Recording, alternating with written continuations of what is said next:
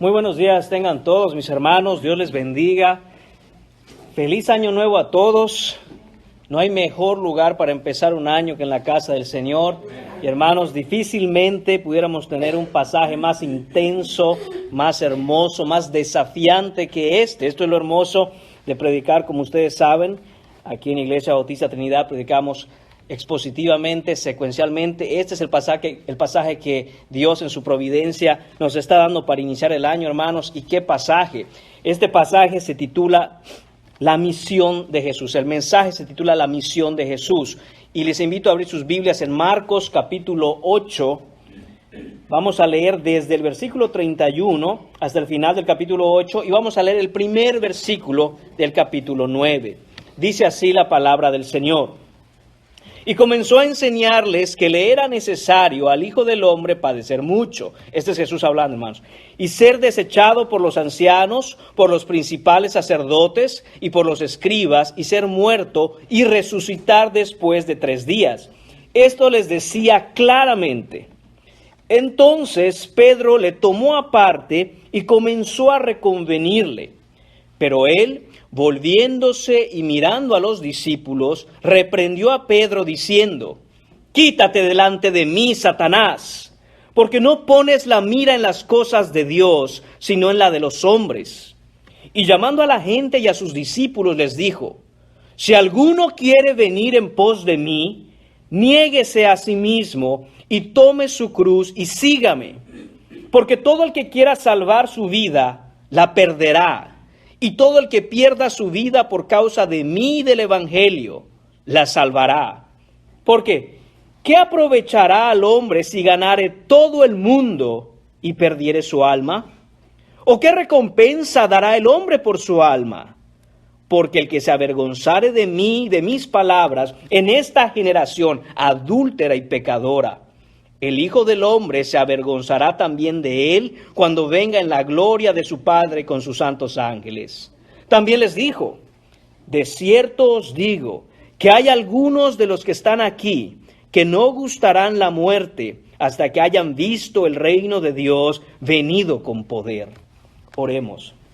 Señor Padre, te damos las gracias, Señor, por esta mañana, por este día, por este inicio de año que nos regalas, Padre. Gracias que todo ha sido por tu misericordia y amor.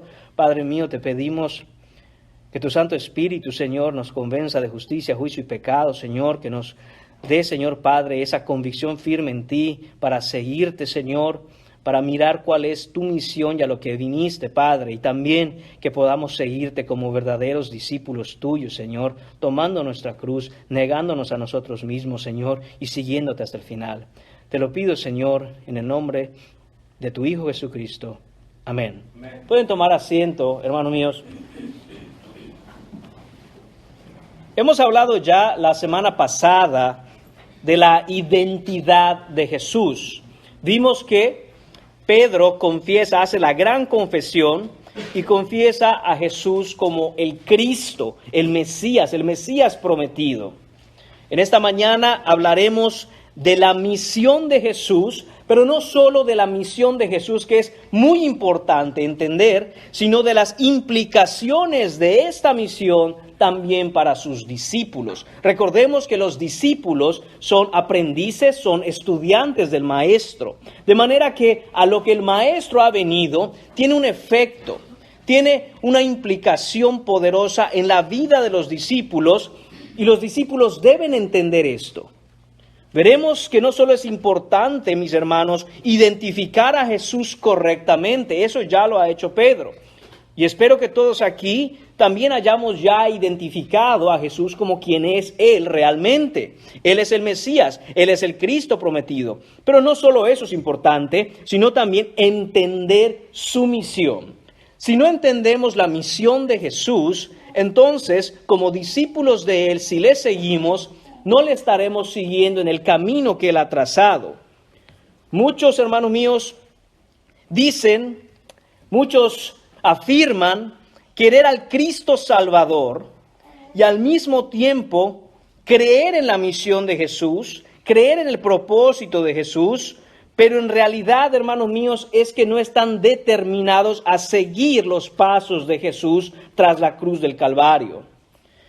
Querer algo así, hermanos míos, es haber identificado a Jesús como el Cristo, pero no estar dispuestos a dar un paso detrás de Él para seguirle, a causa del amor por las cosas de este mundo, y eso llevará a la persona que así viva a la perdición.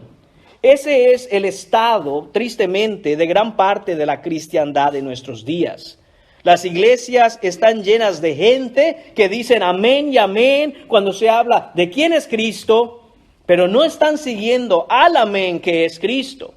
Simple y sencillamente logran identificar a este Jesús, el Salvador y Mesías, pero no están dispuestos a tomar su cruz, negarse a sí mismos y seguirle hasta el final. Y quisiera, mis hermanos, empezar desde ya a poner esto de una manera muy personal. Empezamos un año y es necesario que nosotros paremos y miremos si no solo hemos identificado correctamente a Cristo, sino hemos identificado correctamente al Mesías, y si estamos de hecho también siguiendo sus pisadas, yendo tras de Él, aprendiendo a la misión a la que vino. Vamos a empezar con el punto número 1 de esta mañana, que se titula La lección. Jesús va a enseñar algo. Esta es la lección que va a dar Jesús acerca de su misión, versículos 31 y la primera parte del versículo 32. Esta enseñanza, mis hermanos, hasta ahora no la habían escuchado los discípulos. Si usted mira los capítulos que hemos aprendido en Marcos, no vemos una enseñanza como esta antes. Ellos habían estado aprendiendo, así como nosotros, muchas cosas acerca del Maestro, pero esto es algo con lo que lucharían por entender. Aún después de ocurrida la muerte de Jesús y su resurrección, aún estaban luchando los discípulos con entender cuál es esta verdadera misión que ha venido a realizar Jesucristo. Dice el texto en el versículo 31. Y comenzó a enseñarles que le era necesario al Hijo del Hombre padecer mucho y ser desechado por los ancianos y por los principales sacerdotes y por los escribas y ser muerto y resucitar después de 3 días. Jesús no ha hablado directamente con ellos acerca de esto hasta este instante. Y ahora les dice a sus discípulos, a sus muchachos, aquellos que están con Él todo el tiempo aprendiendo de Él, les dice directamente, es necesario que yo muera. Justo después de que Pedro, en nombre de todos los discípulos, identifica a Jesús como el Mesías, como el Cristo, el Hijo del Dios viviente, ahora Jesús les dice, muy bien, bienaventurado eres, Pedro, ahora escúchame, escúchenme, es necesario que yo muera. El problema, hermanos míos, es que la identidad correcta de Jesús, lo que había hecho Pedro, identificarlo correctamente, en la mente de sus discípulos no se ajustaba con la correcta misión del Mesías. Habían identificado quién era Él, pero todavía no habían logrado entender cuál es la misión a la que vino. Ellos esperaban a un Mesías que liberara al pueblo de Israel de la opresión del yugo romano. Y ahora Jesús dice, es necesario que el Hijo del Hombre muera. Es necesario que yo muera, muchachos. Notemos esta expresión que Jesús utiliza aquí para hablar de sí mismo. El Hijo del Hombre.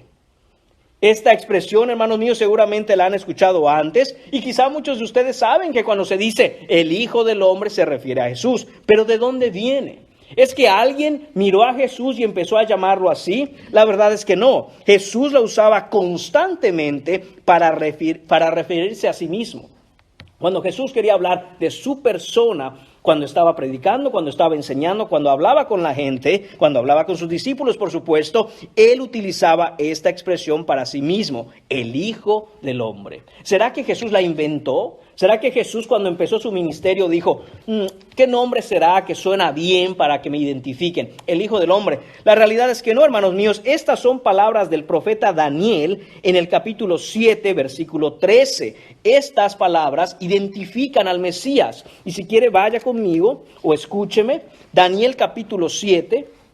En Daniel capítulo 7 lo que vamos a ver es que está Daniel teniendo una visión. Y en esta visión dice él, miraba yo en la visión de la noche y aquí con las nubes del cielo venía uno como un hijo de hombre. Este es Jesucristo, que vino hasta el anciano de días, este es el Padre, y le hicieron acercarse delante de él. Y le fue dado, escuche bien, dominio, gloria y reino para que todos los pueblos, todas las naciones y lenguas le sirvieran. Su dominio es dominio eterno que nunca pasará y su reino uno que no será destruido. Esto es lo que los discípulos sabían. Esto es lo que identificaban en Jesús cuando Él dice el Hijo del Hombre. Entonces, al escuchar que es necesario que el Hijo del Hombre muera, los discípulos decían, un momento, aquí hay algo que no concuerda. Nosotros entendemos quién es el Hijo del Hombre, entendemos lo que se ha dicho en el Antiguo Testamento acerca del Hijo del Hombre, y ahora Jesús, al que hemos identificado como el Mesías, el que Él mismo se hace llamar el Hijo del Hombre, nos dice que es necesario que muera. Un momento, esto no está bien, esto no está bien. Ellos esperaban que el Hijo del Hombre, este Mesías prometido, como dije, echara de Jerusalén al pueblo romano que los tenía oprimidos. Hermanos míos, y esto es muchas veces lo que nosotros identificamos en el Mesías hoy. Identificamos a Jesús como el Cristo, pero lo que queremos es que eche fuera nuestros problemas. Lo que queremos es que el yugo que tenemos sobre nosotros a causa de los males en este mundo temporal sean quitados de nosotros. Eso es lo que queremos. Sin embargo, Jesús dice otra cosa muy diferente. Él dice que le es necesario morir. La idea del pueblo judío era que el Hijo del Hombre, con un dominio sobre todas las cosas, los librara de sus sufrimientos temporales y terrenales que estaban viviendo. Sin embargo, aunque habían, como ya dije, identificado correctamente a Cristo, su visión era muy corta, era muy pequeña comparado con lo que realmente vino a ser Jesús. Pensaban simplemente en un dominio físico y terrenal, un dominio temporal. Por muy grande que ellos pudieran pensar en el dominio de este Cristo, de este Mesías, en comparación con lo que Jesús vino a hacer, eso es nada. Y Jesús quiere que sus discípulos empiecen a entender que su dominio va mucho más allá que simplemente el territorio de Jerusalén o en el tiempo de los judíos o sacar a los romanos de ahí. Es algo mucho más allá. Jesús, hermanos míos, tiene dominio y su dominio será completamente visible, claro y pleno en los cielos y en la tierra. Y no solo es un dominio espiritual, hermanos míos, sino también un dominio físico. Es un dominio real, es un dominio aquí en este mundo. Pero ¿cómo lo va a hacer Jesús? La cosmovisión bíblica, de hecho, hermanos míos, no hace una distinción entre lo espiritual y lo físico como lo hacemos quizá nosotros en nuestros días. Muchas veces tenemos esa idea de manera general, el mundo occidental sobre todo, es decir, nosotros en nuestro medio, como hemos sido educados y crecidos, pensamos en una división entre el mundo físico, entre el mundo terrenal, en lo corporal y lo espiritual, como si estas dos cosas estuvieran separadas. Pero ¿de dónde nos vino esa idea? Esa idea, hermano mío, nos vino del dualismo griego. ¿Qué será eso del dualismo griego? Yo nunca he escuchado eso, hermanos. No, lo han escuchado, de hecho lo practican, de hecho es así como crecemos, porque esa es la influencia que trae el mundo. Los griegos influenciaron la manera de pensar de todo el occidente. ¿Y qué es eso de dualismo? Que hay algo espiritual y hay algo físico. Y lo físico es algo que, bueno, es temporal y pasará, ya no lo tendremos más, pero lo espiritual es lo importante. Los griegos decían, lo espiritual es lo bueno, lo físico es lo malo. Y eso llevaría, hermanos míos, a la iglesia a tener que defender la doctrina de Cristo, porque empezaban a enseñar incluso que si esto era verdad y lo que los griegos planteaban era verdad, entonces Cristo no podría haber venido en carne. Así que empezaban a enseñar que Cristo, al morir en la cruz, resucitó únicamente en lo espiritual. ¿Y dónde vemos esto hasta el día de hoy? Testigos de Jehová. Pregúntele usted a un testigo de Jehová. ¿Resucitó Cristo en carne? No. Porque ellos están infectados de esta dualidad griega. Eso no es Biblia, eso no es bíblico. Lo que enseña la Biblia, hermanos míos, es que Jesús el Mesías va a gobernar desde lo espiritual y hasta el mundo físico, en todas las cosas, en toda esfera, en todo el universo, en toda esta tierra. Y lo hará desde dentro hacia afuera, no desde el exterior hacia el interior. Es decir, Jesús no vino a tomar los gobiernos del mundo para entonces empezar a trabajar en hacer un mejor mundo, un mejor país, mejores humanos, sino justo al revés. vino a morir a la cruz para cambiar los corazones de hombres pecadores, y a través del cambio de ese corazón, entonces el Señor paulatinamente empieza a avanzar su reino entre los suyos, primeramente con las personas. Pero los discípulos no entendían eso, y aún nosotros batallamos con esta idea y nos hace muy difícil entenderlo. Jesús, muriendo, vencería la muerte. Y al vencer la muerte, hermanos míos, empezaría la nueva creación. Recordemos esto siempre. Jesús, que hizo todas las cosas en el principio, en Él fueron hechas todas las cosas, va a venir después de que el pecado infectado esta creación a renovar absolutamente todo. El versículo 31 dice, le era necesario. Y notemos esa palabra que es bien importante. La palabra necesario. Esto tenía que ser así. Es una necesidad clara. No podía haber sido de otra manera. Es una obligación. Es algo que se tiene que cumplir. ¿Y qué es esto que le era necesario? Padecer, ser desechado, morir y resucitar. Jesús, hermanos míos, va a ir al lugar al que ningún hombre ha ido. Va a ir a donde nadie ha podido regresar, que es el abismo de la muerte, y tomaría el poder sobre toda su creación. Él va a morir, estará muerto por 3 días, pero volverá a la vida. Hermanos míos, estos no son cuentos. Jesús no está hablando aquí de cosas metafóricas, no son ejemplos. No es como que, bueno, morir se refería en un sentido. No, morir aquí, hermanos míos, es morir. Jesús tenía que morir, padecer y morir, como cuando uno de nosotros en algún momento va a morir, o como usted ha visto a alguien morir antes. Jesús tenía que morir, era necesario, no hay otra manera. Todas las profecías acerca del Mesías en el Antiguo Testamento se cumplen en Jesús, y para que se cumplan en su plenitud es necesario que Jesús muera y resucite de entre los muertos. Hermano mío, si Jesús no muere, y si Jesús no resucita de entre los muertos, entonces Jesús es un impostor y es un mentiroso. Juan capítulo 2, versículo 19 dice, este es Jesús hablando, dice, destruir este templo y en 3 días lo levantaré. Él hablaba del templo de su cuerpo, dice la Escritura. Hermanos, si no muere, si no se levanta de entre los muertos al 3er día, ¿qué hizo Jesús cuando habló ahí? Mintió. Y si mintió ahí, ¿cómo sabemos que no mintió en otro lugar?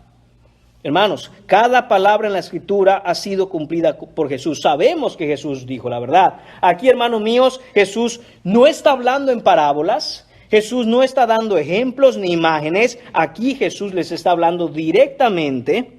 La primera parte del versículo 32 dice, esto les decía claramente. De nuevo, no era que tenían que adivinar algo los discípulos, no es que les estaba dando algunas pistas para ver si entendían algo. Les habló directamente y les dijo que era necesario que Él muriera. Fue necesario que Jesús muera, hermanos míos, por varias razones. Pero vamos a poner todo eso básicamente resumida en 2 aspectos. Y es bien importante que todos los que estemos aquí y profesamos ser cristianos y tenemos nuestra fe en Cristo Jesús, entendamos por qué es que fue necesario que Jesús muriera. ¿Por qué fue necesario la muerte de Jesús? Muchas veces, hermanos míos, no entendemos qué significa que hemos sido perdonados por el Dios del universo.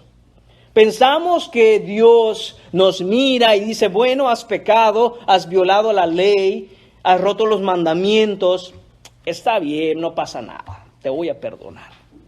Está bien, no te preocupes, vamos a dejarlo así, intenta no volverlo a hacer. Hermanos, ese no es el Dios de la Escritura. El Señor nos ha perdonado por la fe en Cristo Jesús, hermanos, y se dice tan fácil. Se dice tan sencillo, nos ha perdonado por la fe. Pero ¿qué significa esto? El primer aspecto de esas 2 cosas, de la necesaria muerte de Jesús, es que Dios es Dios justo. Hay una justicia que Dios no va a romper. Y esa justicia no es aparte de Él. No es que haya una ley que está por sobre el Señor y el Señor tiene que cumplir esa justicia. No es así, sino que la justicia de Dios habla de un aspecto de su carácter, de quién Él es. Él no puede negarse a sí mismo. Por lo tanto, ¿qué tiene que hacer un Dios justo contra un pecador convicto? Contra un pecador que justamente necesita ser condenado, porque la palabra de Dios dice, la paga del pecado es muerte. ¿Cómo puede un Dios justo y santo perdonar pecadores como nosotros, que somos pecadores de facto? Es decir, sabemos que hemos pecado. Y como dice la primera carta de Juan, y aquel que diga que no tiene pecado, el tal es un mentiroso, porque hemos pecado todos. Entonces, ¿qué tiene que hacer Dios contra pecadores como nosotros? Condenarlos, matarlos. La paga del pecado es muerte. Y no significa que, bueno, a causa y como consecuencia de haber pecado un día moriremos. Hermanos míos, si al hombre se le dejara vivir eternamente, el hombre viviría eternamente. Quien pone un límite a eso es el Señor y dice, no, el que ha pecado, el alma que pecare, esa de cierto morirá. Y eso significa que Dios acabará con la vida de esa persona en algún momento. Sin embargo, hay otro aspecto del corazón de Dios, del carácter de Dios, de su persona, que tampoco puede negar. Y eso es su amor. Dios es amor. Él es justicia, Él es justo, pero también es amor. Esto significa que la expresión de su amor la vemos nosotros en su gracia, en su misericordia, en su compasión, en su perdón. ¿Cómo entonces Dios puede perdonar a pecadores convictos sin violar su ley? Hermanos míos, la respuesta es que alguien tiene que morir por nosotros. El evangelio, hermanos míos, es que Cristo murió en lugar de pecadores.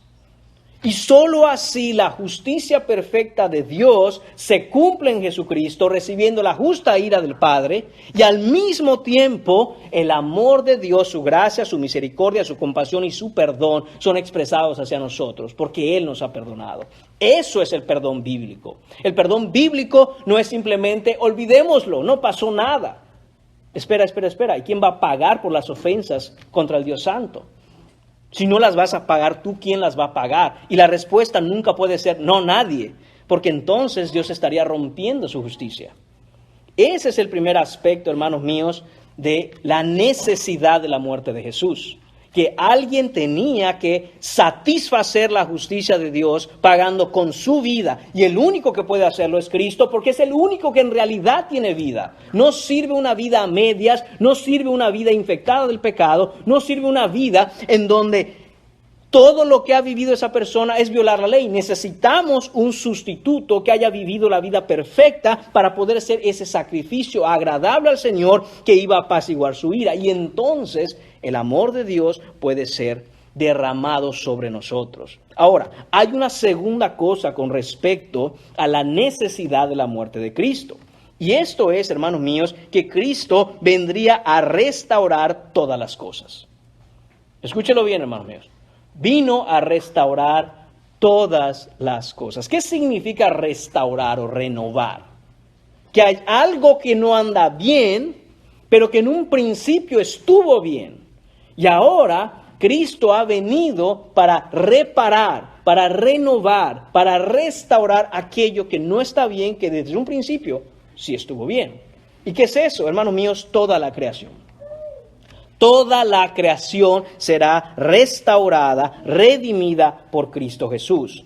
Vemos esto, hermanos míos, en Romanos capítulo 8. Esto lo hemos citado antes en otros sermones, pero es necesario escucharlo de nuevo. En Romanos capítulo 8, versículos a partir del 19, dice: porque el anhelo ardiente de la creación, no es solo un anhelo del cristiano de que venga Cristo a salvarnos, que debería haber en nuestros corazones todo el tiempo, sino que la creación misma, hermanos míos, dice, aguarda la manifestación de los hijos de Dios, porque la creación fue sujeta a vanidad, no por su propia voluntad, sino por causa del que la sujetó en esperanza.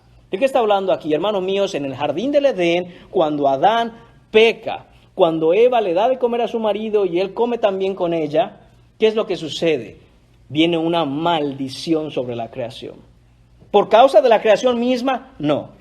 Por causa del Señor, que maldice el pecado de Adán, porque el pecado lo ha infectado todo. Y dice, porque también la creación misma, versículo 21, será libertada de la esclavitud de corrupción a la libertad gloriosa de los hijos de Dios. También la creación, hermanos míos, sufre. También la creación gime.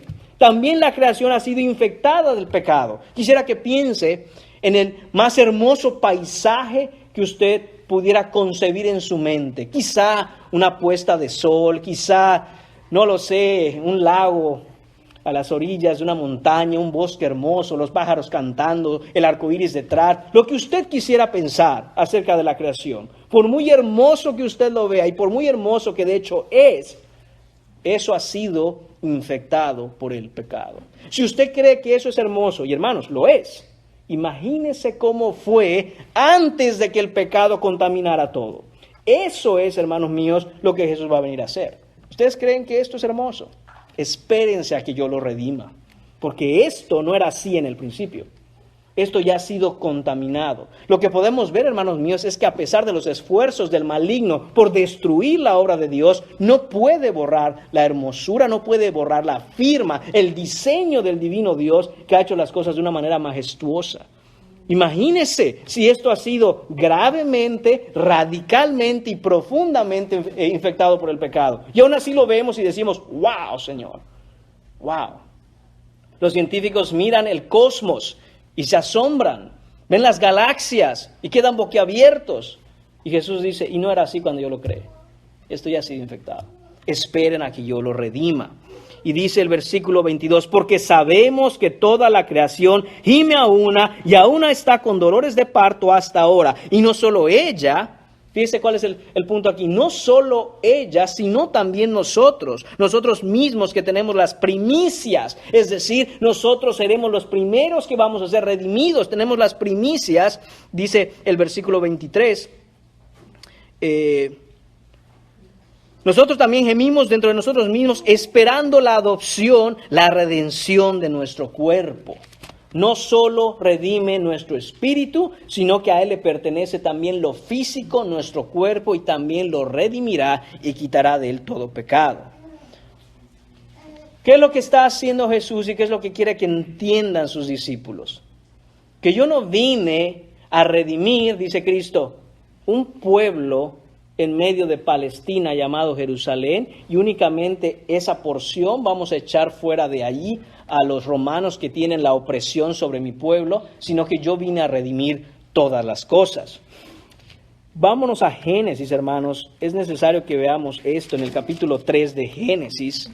Vamos a ver cómo ocurrió esto para entender qué es lo que Jesús tiene que hacer para redimir todo, incluido aquellos que por fe en Él creen. En el capítulo 3, versículos del 1 al 6 dice, pero la serpiente era astuta, este es Satanás, más que todos los animales del campo de Jehová Dios, que Jehová Dios había hecho, la cual dijo a la mujer, con que Dios os ha dicho, no comáis de todo árbol del huerto. Y la mujer respondió a la serpiente, del fruto de los árboles del huerto podemos comer, pero del fruto del árbol que está en medio del huerto, dijo Dios, no comeréis de él, ni le tocaréis para que no muráis. Entonces la serpiente dijo a la mujer, no moriréis, sino que sabe Dios que el día que de él comáis, serán abiertos vuestros ojos, y seréis como Dios, sabiendo el bien y el mal. Y vio la mujer que el árbol era bueno para comer y que era agradable a los ojos y árbol codiciable para alcanzar la sabiduría, y tomó de su fruto y comió, y dio también a su marido, el cual comió así como ella. Y ahí, hermanos míos, vemos cómo entró el pecado al mundo. Todo queda infectado en ese momento. Justo después de eso, en ese mismo pasaje, en ese mismo capítulo, pero el versículo 14, ¿qué hace Dios? Y Jehová Dios dijo a la serpiente, por cuanto esto hiciste, maldita serás entre todas las bestias y entre todos los animales del campo, sobre tu pecho andarás y polvo comerás todos los días de tu vida. Atención, 15. Y pondré enemistad entre ti y la mujer, y entre tu simiente y la simiente suya. Esta te herirá en la cabeza y tú le herirás en el calcañar. Esto, hermanos míos, habla de la promesa del Salvador que vendría.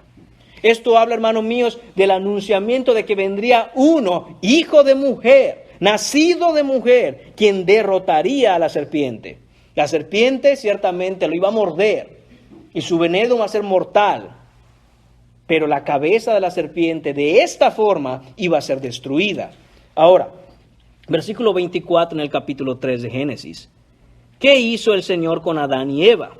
Dice, echó pues fuera al hombre y puso, atención, al oriente del huerto de Edén querubines y una espada encendida que se revolvía por todos lados para guardar el camino del árbol de la vida. Este versículo, hermanos, es esencial y clave para entender lo que Jesús vino a hacer. Vino a perdonarnos, amén. Murió por nosotros, amén. Solo el Salvador puede darnos esa vida eterna. Pero ¿y qué va a pasar con nosotros? Hemos sido por fe salvos, pero aquí estamos, hermanos, en este mundo caído. Y sufrimos y nos enfermamos. Y todo lo que vemos alrededor está infectado de pecado. La tierra ha sido maldita. ¿Qué vamos a hacer? Debemos regresar al camino de la vida. Pero ¿cuál es el problema? Que dice el Señor, los echa y ahora al oriente del huerto de Edén hay querubines y una espada encendida. La justa ira de Dios siendo anunciada por la espada de su palabra, que no permite que nadie, ningún hombre pecador pueda regresar a ser restaurado al inicio como fue en el jardín de Edén. No puede volver. ¿Quién se atrevería a volver? Es por eso, hermanos míos, que todo hombre que es pecador, como todos somos, cuando es expuesto a la verdad de la espada encendida de la palabra, huye, no la quiere, tiene miedo, no le gusta. ¿Quién quisiera acercarse a ese lugar? Y el hombre huye desde entonces. Ahora, vamos a ver qué habla el Señor en Ezequiel con respecto a esta situación. En Ezequiel capítulo 11, Ezequiel está viendo una visión que le da el Señor. Este pasaje de Ezequiel es titulado Promesa de Restauración y Renovación. Y los versículos 22 y 23 dicen, después alzaron los querubines sus alas y las ruedas en pos de ellos, y la gloria del Dios de Israel estaba sobre ellos, y la gloria de Jehová se elevó en medio de la ciudad, y se puso sobre el monte que está al oriente de la ciudad. ¿Dónde estaba esta espada de querubines? En Génesis capítulo 3, al oriente del huerto. ¿Y qué es lo que ve Ezequiel? Que estos querubines iban a alzar las alas, y la gloria de Jehová iba a verse, y estaban al oriente. Asimismo, hermanos míos, Ezequiel vuelve a hablar de esto. Es Dios a través de Ezequiel en el capítulo 43, versículo 1 en adelante. Dice él, me llevó luego a la puerta que mira hacia el oriente.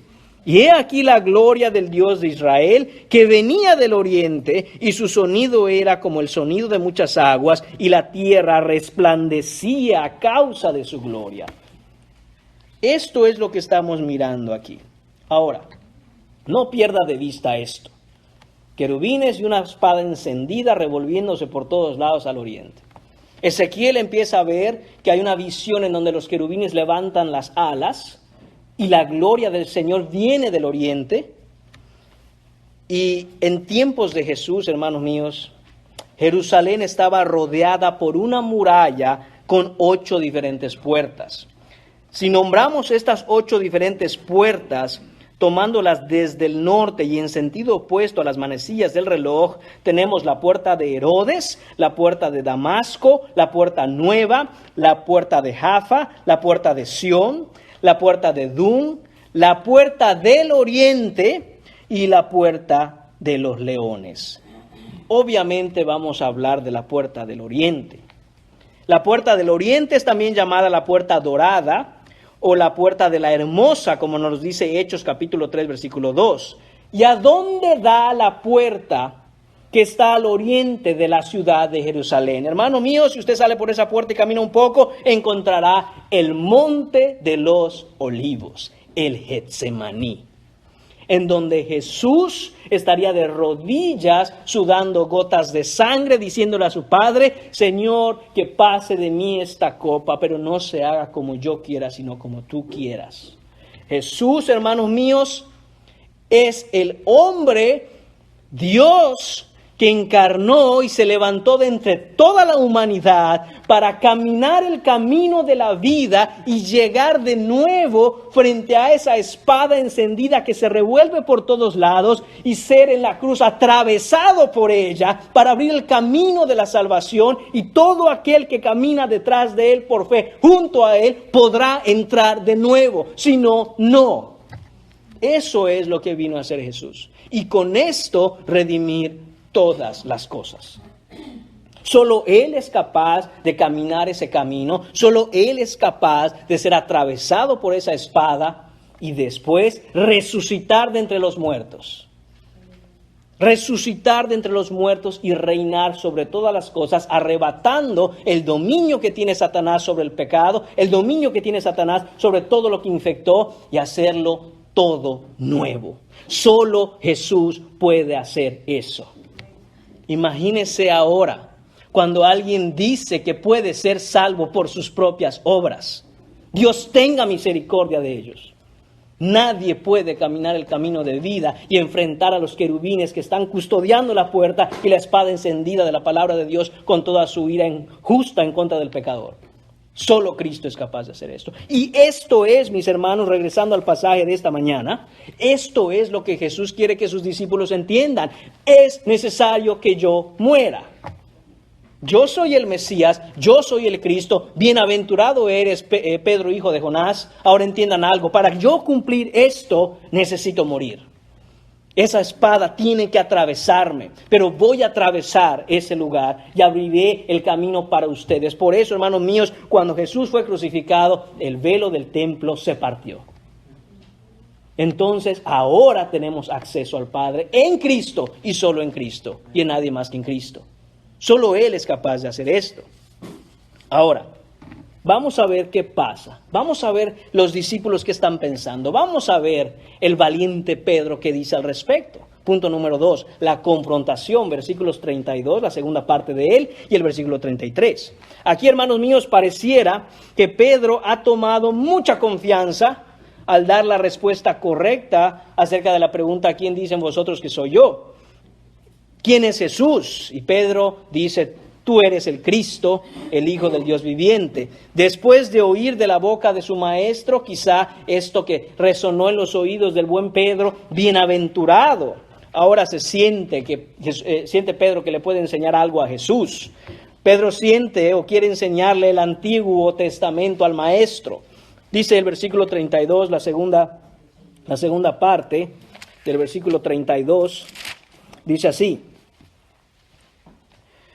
entonces Pedro le tomó aparte y comenzó a reconvenirle. ¡Wow! Pedro toma al maestro y lo aparta. Después de que Jesús les dice: es necesario que yo muera, que yo sea desechado por los ancianos y por los escribas, que yo muera y yo resucite. Pedro le dice: maestro, tienes un minutito, quiero hablar contigo. Esa es la idea aquí, hermanos, que lo toma aparte, le habla y lo toma a un costado, que no escuchen los demás: necesito decirte algo aquí entre tú y yo. Esa es la idea. Y por unos minutos, por unos momentos, no sabemos cuántos, pero dice el texto que comienza a reconvenirle. ¿Qué significa que empieza a reconvenirle? Esto es, hermanos míos, amonestarlo, reprenderlo, reprocharle, regañarlo, echarle en cara, criticarlo.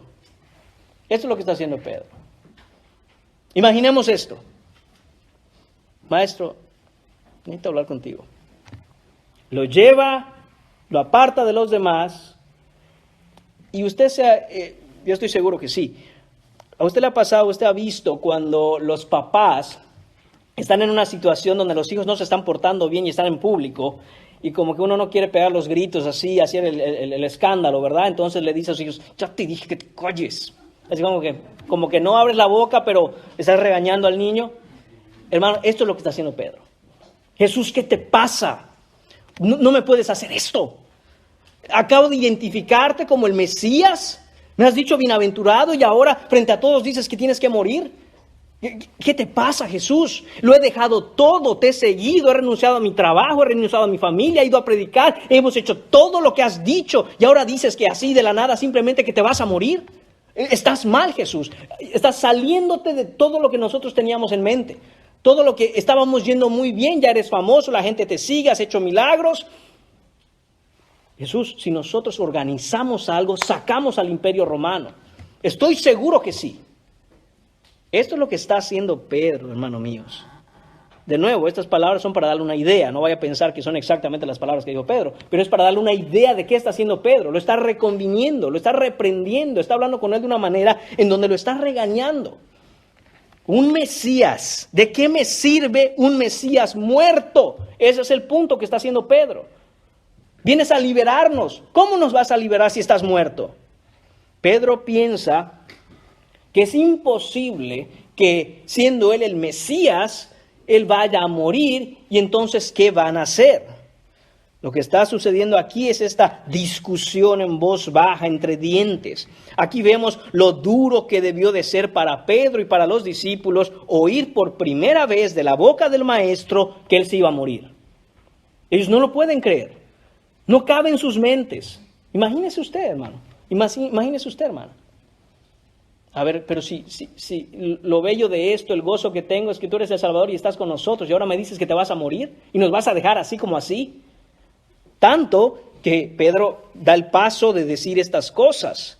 En Mateo capítulo 16, versículo 22, el pasaje paralelo, nos narra una cosa bien interesante que dice Pedro. Y dice, Maestro, ten compasión de ti, que no te acontezca esto. Miren qué bueno el Pedro. No solo está regañando a Jesús, reprendiendo a Jesús por las ideas que tiene de que se va a morir, sino que ahora lo quiere poner de tal forma que Jesús, lo que realmente estoy queriendo decir es que tengas compasión de ti. Quiérete un poquito, maestro. Pobre de ti. ¿Cómo va a ser que te pase esto? No, por favor. ¿Y qué hace Jesús al respecto? Dice el versículo 33.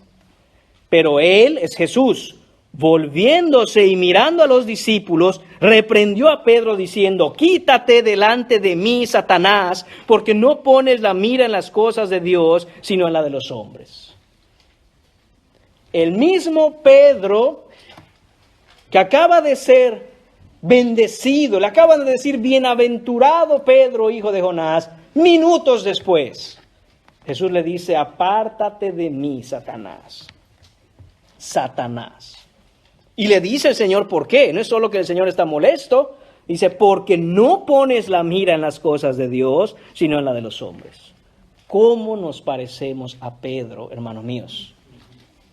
¿Cómo Pedro refleja lo que nosotros somos? Estamos en el servicio, estamos a veces leyendo nuestra Biblia en casa, estamos a veces tocados por la palabra de Dios en el Espíritu y hasta lloramos. Y nada más un ratito y se nos olvida y andamos buscando las cosas del mundo. Y nos quejamos contra el Señor. Y cuando nos quejamos contra lo que pasa en nuestra vida, que el Señor ha preparado de antemano para que nosotros seamos santificados y perfeccionados en ellas, nos quejamos con Él y estamos haciendo exactamente lo mismo que Pedro. Señor, yo sé que soy salvo por la fe, yo sé, Señor, que tú estás conmigo, yo sé que me vas a dar fuerzas hasta el final, pero mira, tengo unas sugerencias que hacerte con tu plan que tienes para mí, porque no me está gustando nada, porque esto que estoy viviendo no lo entiendo. Jesús, déjame darte unos consejos de qué es lo que tendrías tú que hacer. Eso somos nosotros, hermanos. Cada que de nuestra boca hay una queja, hermanos, le estamos diciendo a Jesús, Jesús, ven acá, necesito hablar contigo. Porque no me está gustando el plan que tienes. No me está gustando nada. Yo vine a ti, te seguí, lo he dejado todo, ahora por fe te sigo, he sufrido por ti, he pasado necesidades por ti, y ahora esto no me está gustando. Cámbialo, Jesús. Y el Señor haría bien en decirnos exactamente lo mismo. Quítate delante de mí, Satanás. Porque tú estás mirando las cosas no de Dios, sino las cosas de los hombres. Y noten los signos de exclamación que están en la Escritura. Quítate delante de mí, Satanás. Jesús levanta la voz, pega un grito. No solo eso, sino que dice también el texto que miró a sus discípulos. Es decir, Pedro lo tomó a solas en un lugar y Jesús, después de escuchar lo que Pedro tenía que decir, no reprende a Pedro en privado y a solas, sino que mira a sus discípulos como diciendo, cuando Pedro hizo la confesión, yo estoy tomando esa confesión como que todos ustedes están de acuerdo con él. La pregunta es, ¿están de acuerdo ahora con Pedro? Les estoy diciendo a todos, ¿están de acuerdo con Pedro? Es lo que está diciendo Jesús. Porque si es así, apártense de mí. Ustedes son Satanás. Es Satanás obrando en ustedes de tal forma que le están ofreciendo a Jesús exactamente lo mismo que él ya venció en el desierto cuando Satanás le ofreció reino sin cruz. ¿Se acuerdan de eso? Póstrate delante de mí, le dijo Satanás, y te daré todos los reinos de la tierra. Satanás le ofrece a Jesús reino sobre toda la tierra sin tener que ir a la cruz. Hermanos míos, y eso es lo mismo que Satanás nos ofrece a todos nosotros hoy. Una vida en donde vamos a experimentar gozo y placer y vamos a estar felices y contentos. No tienes que sufrir. ¿Para qué sufrir si yo te lo puedo dar todo? La pregunta es, ¿vas a arrodillarte y decir, sí, Satanás, esa idea me encanta? Porque el plan que tiene Jesús simplemente no va conmigo. No cuadra eso de sufrir, no cuadra eso de morir, no nos gusta eso de tener que pasar por ninguna de esas cosas. Debemos tener mucho cuidado, hermanos míos, cuando escuchemos a alguien, sea quien sea, cuando se les predique un Cristo que pone énfasis en las cosas de este mundo, porque ese es un Mesías falso. Y hay muchos de ese tipo hoy. La misión de Cristo fue ir a la cruz a morir para salvar pecadores como nosotros. Y si entendemos lo horrible que es el pecado, entendemos también lo horrible de nuestra situación sin Cristo. Eso es a lo que vino Jesús. Él no vino a darnos una vida color de rosa. Él vino a salvarnos de la condenación eterna por su muerte en la cruz. Sin cruz y sin la muerte sustitutoria de Jesús en el Calvario, no hay evangelio, y sin evangelio no hay buenas nuevas, y sin buenas nuevas no hay salvación. Si no hay una obra efectiva, si no hay una obra real hecha al precio de sangre, la sangre perfecta de un Salvador que es Cristo, no hay ningún tipo de redención. Y a la gente, hermanos míos, le gusta la cruz porque la cruz nos habla de ese Salvador que ha hecho todo por nosotros. Pero al mismo tiempo, cuando se le habla de ese aspecto de la cruz, en donde nos dice, la cruz es necesaria porque tú eres incapaz de vivir una vida digna delante de Dios y necesitas Salvador. Tu capacidad de vivir de acuerdo a los estándares que la Biblia enseña es nula, es cero y no es ninguna. Esa parte no nos gusta escucharlo. Queremos vivir nuestra vida y agregar a Jesús como un accesorio que nos ponemos y decir ya somos cristianos. Pero hermanos, eso no es la misión de Jesús. Jesús no vino a ser un accesorio a nuestra vida y decir, llevas una vida muy buena, solo agrégale un hint, un poquito de Jesús y ya quedó perfecta. Hermanos míos, Jesús vino a intercambiar la vida que tenías por su cruz. Y entonces, por tomar nuestra cruz, por vivir en Él, nosotros podemos ser salvos. La estrategia de Satanás, hermanos míos, no ha cambiado y busca que pongamos la mira en las cosas terrenales, en las cosas temporales, en lo superficial y que nosotros podamos tener acceso a una gratificación personal rápida pero momentánea. Entonces vas de momentos en momentos. Esperas el día en que seas feliz porque hay esto que vas a obtener. Y cuando lo obtienes, eres feliz por un rato y después te das cuenta que eso no sirve de nada. Así que hay que buscar otra cosa más. Y así te vas hasta el día en que mueres y sin Cristo estás condenado. Ahora, Jesús va a hablar de una condición para aquellos que han decidido seguirle o quieren seguirle. Punto número 3, la condición. Versículos del 34 al 38. Dice el versículo 34 y 35.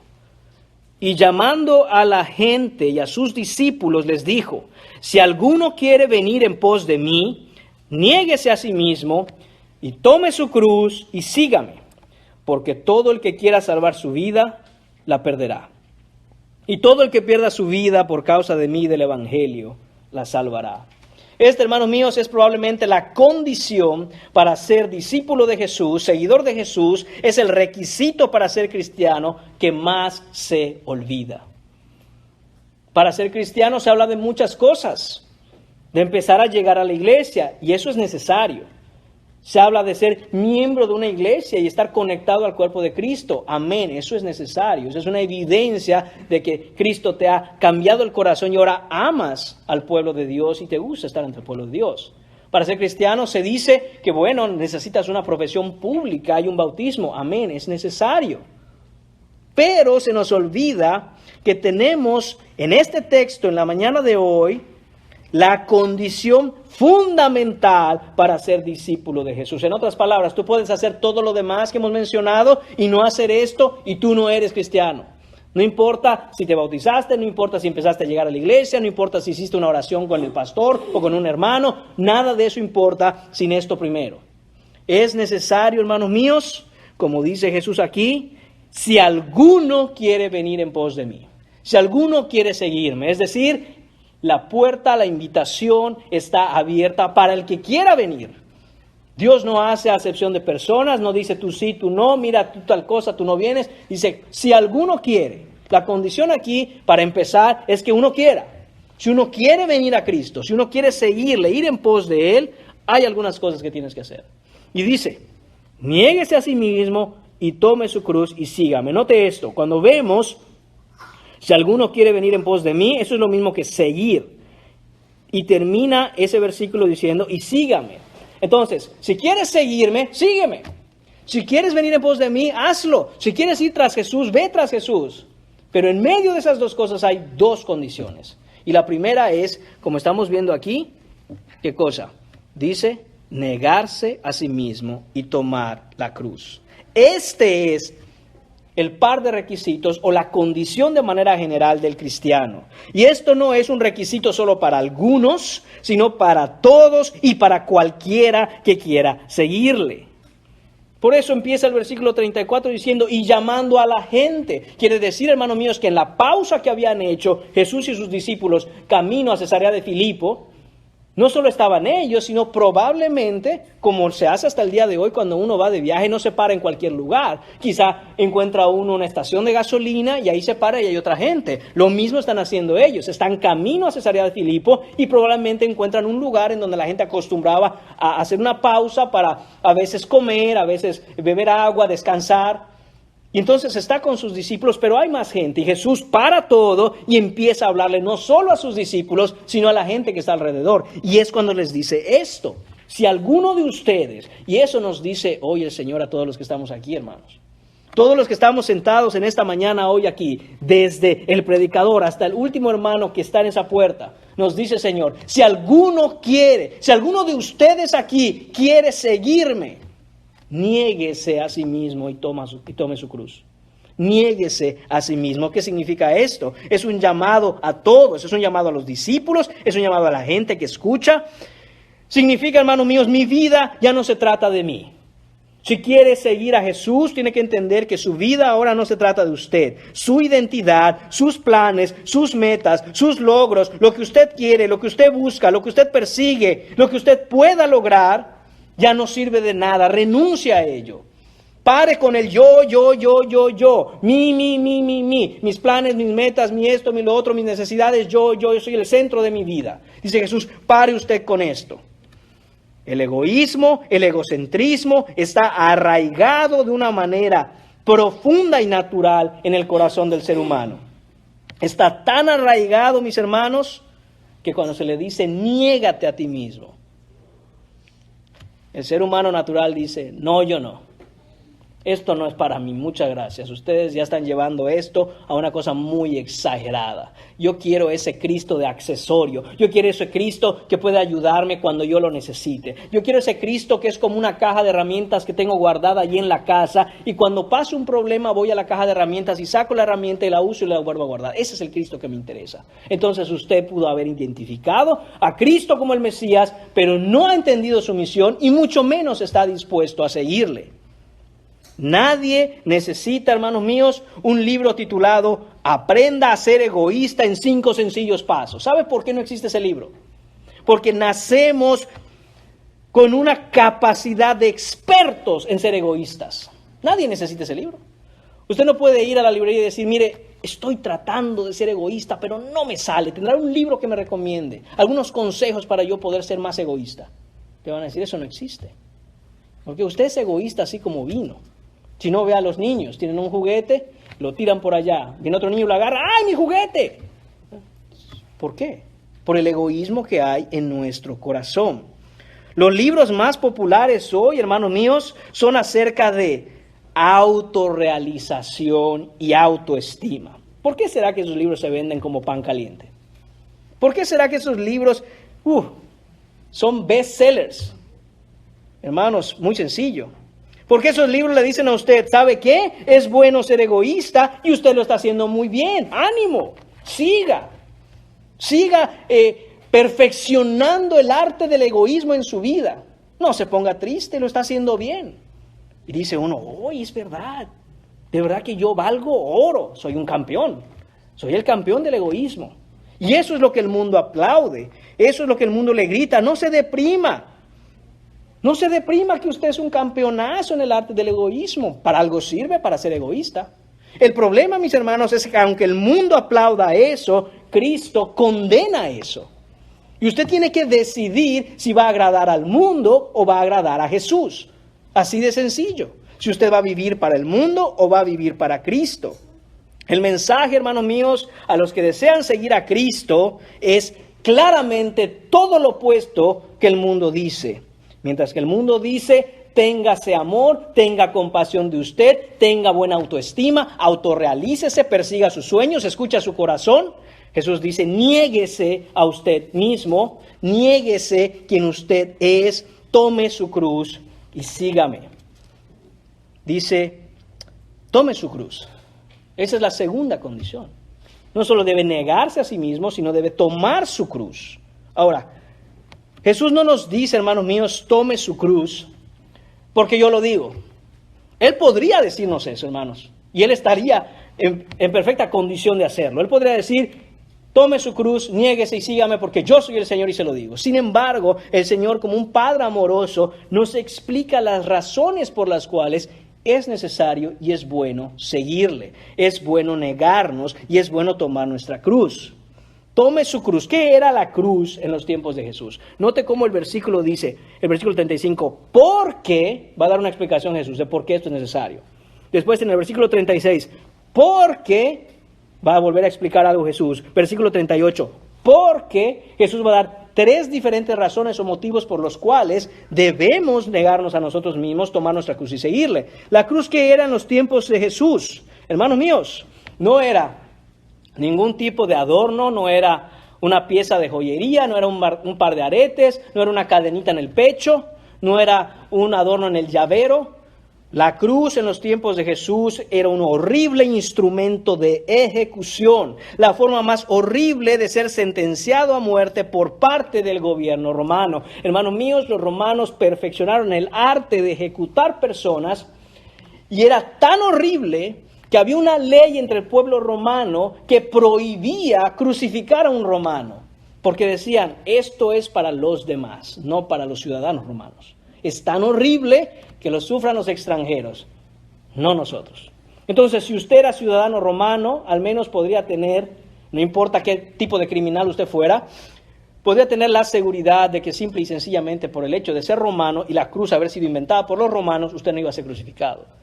Pero si usted no era romano, como el caso de Jesús, obviamente, como el caso del pueblo judío que vivía en esa área, usted podía ser ejecutado, llevado a la muerte por la cruz. El sentenciado, hermanos míos, sufría, el criminal se le otorgaba, se le daba una cruz que la iba a llevar sobre su espalda, la misma cruz en la que lo clavarían desnudo. Usted ha visto quizá las escenas de las crucifixiones y por lo general se presenta obviamente por decoro y respeto a un Cristo con algún tipo de ropa. Sin embargo, no era así y no fue así en la vida real, sino que se presentaba a los condenados de manera desnuda y los colgaban de tal manera que sufrían una sofocación que les impedía respirar. Y si no ocurría esto rápidamente, entonces al criminal se le quebraban las piernas con un mazo para que él no pudiera sostenerse, que ya de entrada era algo muy doloroso porque sus pies estaban clavados a esa cruz. Y entonces al romperle las rodillas, las piernas, su propio peso pendía de los brazos que tenía abiertos y bueno, eso le causaba la muerte por asfixia, una muerte lenta y dolorosa. Y Jesús dice, ¿quieres venir tras de mí? ¿Quieres seguirme? Toma tu cruz. Ellos entendieron perfectamente lo que estaba diciendo Jesús. Toma tu cruz. ¿Cuál sería el equivalente hoy? Piense usted en un instrumento que se utiliza para dar muerte a los que son sentenciados a la pena de muerte. La silla eléctrica, la inyección letal. Si usted se imagina que el maestro le diga, ¿quieres seguirme? Pues toma una silla eléctrica, siéntate y enciéndela. Yo me imagino que los ojos de los discípulos se les abrieron como nunca antes. O sea, no solo que tienes que morir, pero ahora nos estás diciendo que te sigamos y muramos como tú vas a morir en la cruz. Hermanos, esto es lo que está pidiendo que Jesús que hagamos. Jesús dice, ¿quieres venir en pos de mí? Toma tu cruz, niégate y toma tu cruz. ¿Qué significa tomar la cruz? Implica, hermanos míos, una variedad de cosas, pero vamos a resumirla en estas 4. Primero, ¿qué es una condena legal? Es una condena legal. Es decir, el gobierno romano sentenciaba legalmente a un criminal. Y dice Jesús, eso les va a pasar. Hermanos, y si usted es cristiano, prepárese, tal vez eso lo va a vivir, no lo sé. No lo vivimos hoy, no lo vivimos ahora, no lo vivimos en este país. Pero hay hermanos cristianos en donde literalmente viven esto. Son condenados legalmente por el gobierno de sus países a prisión y muchas veces hasta la pena de muerte. Y no sabemos, hermanos míos, si vamos a seguir viviendo en un país en donde estemos libremente expuestos al evangelio y a predicar el evangelio sin problemas. Pero Jesús dice, preparados. Hay una condena legal, el gobierno sentencia y condena criminales y van a pensar que por seguir el evangelio ustedes son criminales también. Prepárense. Pregunta, ¿está usted preparado para eso? ¿Está usted preparado para no negar a Jesús, aunque si las leyes de este país o de cualquier país donde usted esté digan los cristianos son criminales de ahora en adelante? ¿O va a decir usted, no, yo iba a la iglesia, pero la verdad es que yo no me creía mucho esas cosas? No me vayan a agarrar a mí porque no, yo ni los conozco. ¿Qué es lo que va a hacer usted? Además, esto implicaba una vergüenza, una gran vergüenza. Desnudaban, como ya dije, al condenado y lo hacían caminar por la ciudad llevando su cruz. Jesús está diciendo, si usted quiere ser cristiano, prepárese para ser avergonzado. Usted va a sufrir vergüenza por causa del evangelio y por Cristo si usted verdaderamente es cristiano y habla lo que tiene que hablar como cristiano que es. Le van a mirar y van a ver, mira este tonto, se cree esas cosas de la iglesia. Mira ya le lavaron el cerebro. Ya se lo llevaron para allá, lo perdimos. ¿Lo perdimos? Jesús te ganó. Prepárese para recibir vergüenza. Además, implica también la cruz, dolor y sufrimiento, latigazos, golpes. Perforado de pies y de manos murió Jesús. ¿Está preparado usted para sufrir? ¿Está preparado usted para sentir dolor? ¿Está preparado usted para pasar por angustias por causa del evangelio? Y esto terminaba en una cosa, la muerte. La cruz significa muerte. Algunos terminarán muriendo por causa del evangelio. Hermanos, de nuevo, hablamos esto aquí, sentados en este lugar en el que vivimos. Pero no es el cristianismo en todo el mundo. En lugares diferentes a seguir a Cristo cuesta la vida. Y esos hermanos están dando su vida por causa del evangelio. ¿Y cómo nosotros nos atrevemos a decir, hoy no voy a la iglesia porque estoy cansado?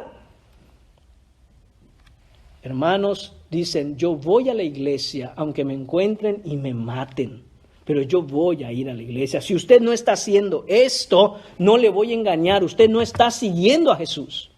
Usted no está siguiendo a Jesús. Usted tiene una religión y se siente bien y tranquilo porque tiene su accesorio, se cuelga su crucecita de Jesús, tiene a Jesús en el bolsillo y dice, no, mire, si soy cristiano, aquí traigo esta tarjetita que dice que soy cristiano. Usted debe seguir a Jesús y estar preparado para todo esto. Si no está preparado para esto, prepárese si es cristiano. Y si no es cristiano, ¿qué espera?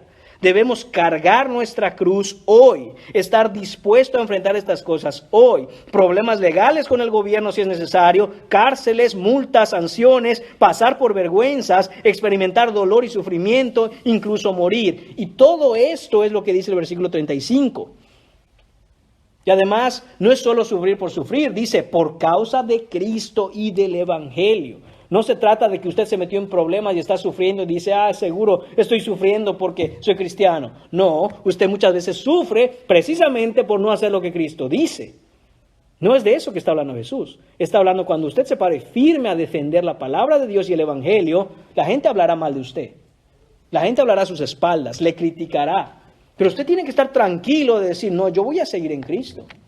Y pase lo que pase. ¿Estás siguiendo a Jesús? ¿Estás tomando tu cruz? ¿Estás negándote a ti mismo o estás procurando siempre perseguir tus sueños? Debemos estar listos para todo esto porque esto, hermano mío, significa seguir a Jesús. Es por esto que Jesús dice, niégate a ti mismo. Ahora, noten esto. ¿Por qué es que debemos negarnos a nosotros mismos? Hermanos míos, porque de manera natural nadie desea vivir esto. Nuestra carne quiere vivir de una manera opuesta a lo que Cristo demanda. Quiere vivir sin problemas, sin ningún tipo de problema legal, sin ningún tipo de problema económico, sin ningún tipo de problema relacional, familiar. Quiere vivir siendo reconocido, siendo aclamado, quiere ser aplaudido, quiere recibir honor. Quiere vivir sin sufrimientos, con comodidades, con lujos, con riqueza. Y quiere vivir así para siempre y no morir. Esa es la vida que plantea el mundo. Jesús dice lo contrario, justo lo contrario. Dice además, hermanos míos, el versículo 36, aquí está el segundo motivo. Porque ¿qué aprovechará al hombre si ganare todo el mundo y perdiere su alma? ¿O qué recompensa dará el hombre por su alma? En pocas palabras, si usted está procurando todas estas cosas que el mundo ofrece, dígame qué va a hacer cuando usted se muera. ¿Se las va a llevar? No se las va a llevar. ¿Qué va a ganar? No va a ganar nada. Al contrario, va a perder su alma. En otras palabras, cuando dice Jesús en la segunda pregunta retórica, ¿o qué recompensa dará el hombre por su alma? Cuando usted o aquella persona que está viviendo de esta manera llega al infierno, ¿qué le va a decir a Dios? Mira, no, yo tengo muchas cosas en la tierra, yo me hice de tantas cosas, tengo casas, posesiones, carros, una cuenta en el banco, tengo muchas cosas, te las doy si me dejas salir. Dice Jesús, ¿qué recompensa le darás al Señor para que deje salir tu alma del infierno? No existe, no hay ninguna. Una vez que alguien llega ahí, no hay manera de salir. Y eso es lo que está preguntando Jesús. Otro motivo, porque el que se avergonzare de mí y de mis palabras en esta generación adúltera y pecadora, el Hijo del Hombre se avergonzará también de él cuando venga en la gloria de su Padre con los santos ángeles. ¿Qué cosa, hermanos míos? ¿Qué significa avergonzarse de alguien?